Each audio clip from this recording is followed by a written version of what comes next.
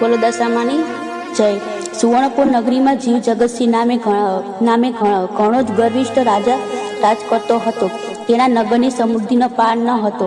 આ રાજાની ગુણીય સંસ્કાર અતિ સુશીલ અને રૂપવતી રાણીનું નામ અનંગસેના હતું. રાણી ઘણી જ નમ્ર અને ધર્મિષ્ઠ હતી. તે ઘણીવાર રાજાને અહંકાર ન કરવા સમજાવતી, પણ રાજા કદી એની વાત સાંભળતો નહીં. અષાઢ મહિનાના દિવસ આવે. તે દિવસે રાણી પોતાના ઝરૂખમાં બેઠી હતી. તેને નદીના કિનારે કેટલીક સ્ત્રીઓને વ્રત કરતી જોઈ. તેથી રાણી કુતૂહલવશ થઈ.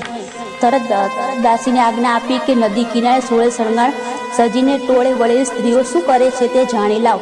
દાસી દોડતી સ્ત્રીઓ પાસે ગઈ અને પૂછવા લાગી કે તમે બધા શું કરો છો? ત્યારે એક સ્ત્રીએ જવાબ આપતા કહ્યું, અમે દશામાનું વ્રત કરીએ છીએ.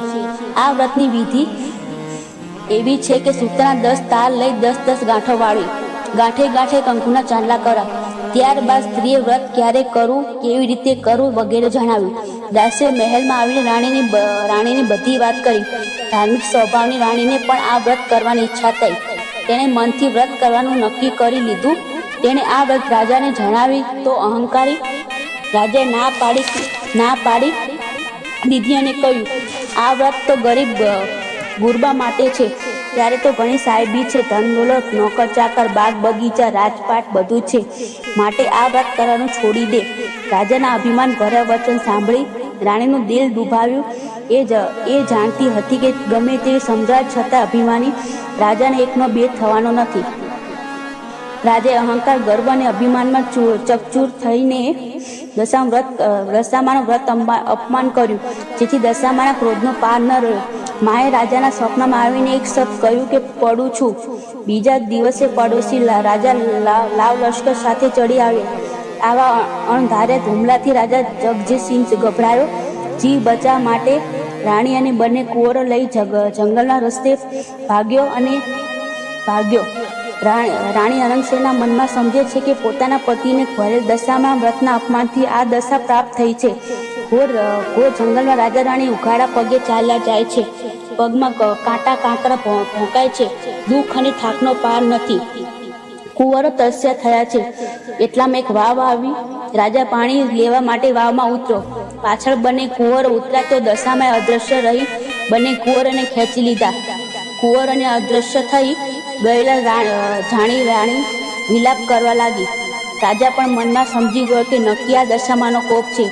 એ રાણીને આશ્વાસન આપતા સમજાવે છે કે જેણે આપ્યા એને લઈ લીધા એ જ આપશે. રુદન કરતી રાણીને સમજાવતો રાજા આગળ ચાલ્યો.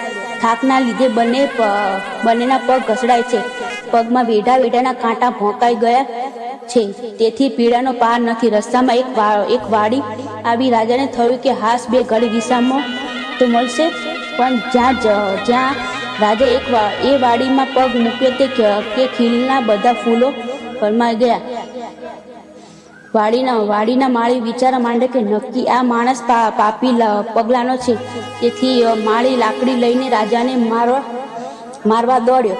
રાજા રાણી માંડ બચીને ભાગ્યા. જીવનથી હતાશ થઈ પહેલા ભિખારી જેવી હાલતમાં બંને એક નગરમાં આવ્યા. તે નગરના રાણીની બહેનપણી રહેતી હતી. બહેનપણીને ઘરે કંઈક ખાવા મળે તો તે આશાએ બંને તેને ઘરે આવ્યા. રાણીએ બહેનપણી પાસે ખાવાનું માંગ્યું એટલે તો ખીજાઈને બોલી, જાજા રાણ ભિખારા મહારાજ્યમાં આવી બટકું રોટલો માંગતા લાજ ના આવી? આવા બહેન સાંભળી તેઓ ત્યાંથી આગળ વધ્યા. રસ્તામાં રાજાની બહેનનું ગામ આવ્યું. રાજાને આવી આશા હતી કે મારી બહેન જરૂર આશરો આપશે. એણે પાદરેથી પોતાની બહેનને સંદેશો મોકલ્યા કે તેનો ભાઈ આવ્યો છે અને પાદરે મુકામ કર્યો છે. બહેનને સંદેશો મળતા તેને થયું કે જરૂર મારા ભાઈને કોઈ દુઃખ પડ્યું છે, નહીં તે હાથી, ઘોડા અને રથ વગર તેઓ આવે જ નહીં.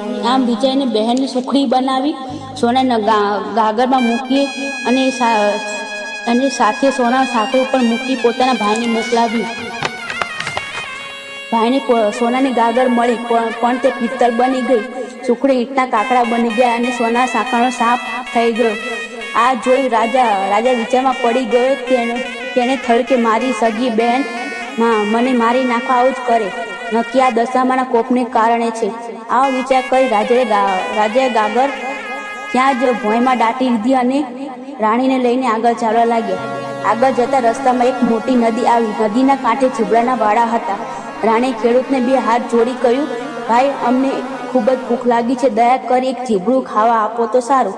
ખેડૂતે તેમની ઉપર દયા આવી. તેણે એક ચીબડું તોડી રાણીને આપ્યું. રાજા રાણીને નિયમ હતો કે સૂર્યનારાયણ અસ્ત થયા પછી ખાવું જ નહીં. તેથી રાણીએ ચીબડું સાલામાં સંતાડી દઈ સૂઈ ગયા. પૂર્વે બને એવું કે એ ગામના રાજકુંવર 2 દિવસ પહેલા રિસાઈને ભાગી ગયો હતો. સિપાહીઓ કુંવરની શોધમાં નીકળ્યા હતા. સિપાહીઓ શોધતા અહીં આવી બોલ્યા, અહીં આવી ચડ્યા. તેમણે રાણીના સાલામાં કાંઈક સંતાડેલું જોઈ બોલ્યા, બહેન, તમારા સાલામાં શું છે? ભાઈ, આ તો ચીબડું છે. સૈનિકો તેને બહાર કાઢી બતાવવા કહ્યું. રાણી એ તો સાલામાંથી ચીબડું બહાર કાઢ્યું, પણ દશામાના કોપને કારણે તે ચીબડું કુંવરનું માથું બની ગયું. આથી રાજાના સિપાહીઓ ખૂબ જ ગુસ્સે થઈ ગયા અને બોલ્યા, તમે રાજાના કુંવરને મારી નાખ્યો છે. આમ બોલી તેમને દોરડાથી બાંધીને લાતો મારતા નગરમાં લઈ ગયા.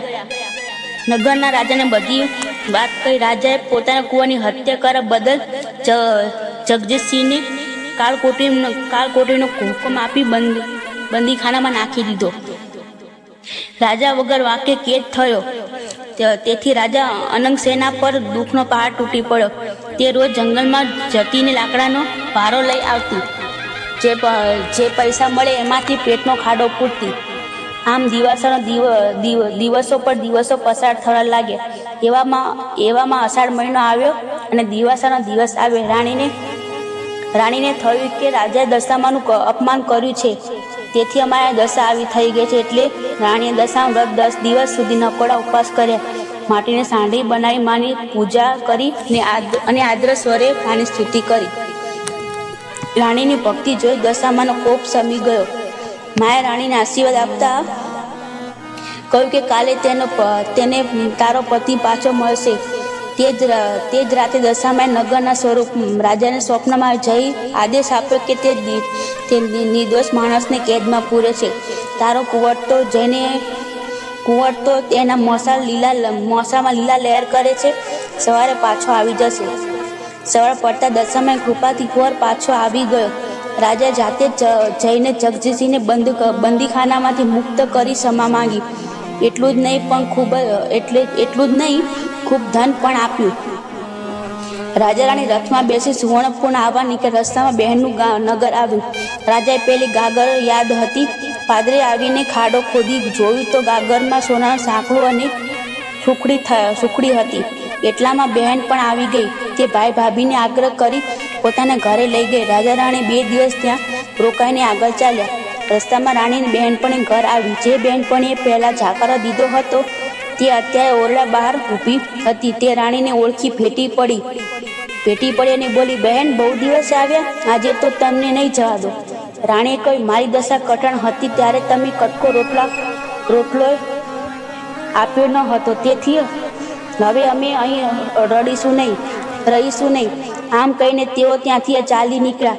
ત્યાંથી ચાલતા તેઓ ગામને પાદરે આવી વાડીમાં આવ્યા. સુકાયેલી વાડી તેમના આવતા લીલાછમ થઈ ગઈ. માળી તેમને હાથ પકડી વાડીમાં લઈ ગયો.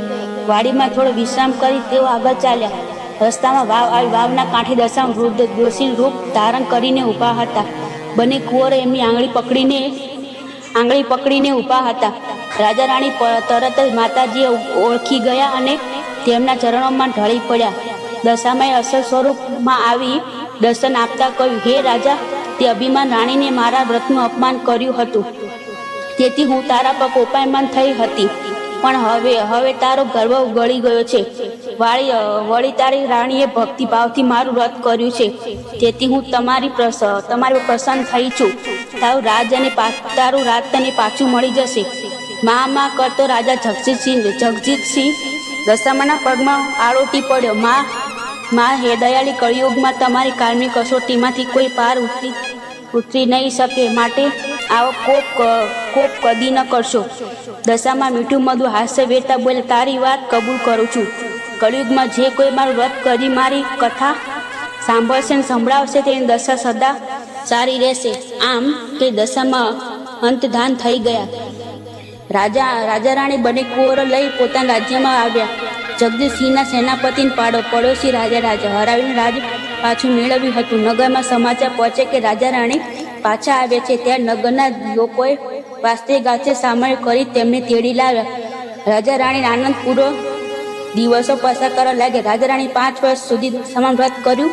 વ્રત પૂરું કર્યા બાદ તેમનું ઉજવણું પણ કર્યું. હે દશામાં તમે જેવા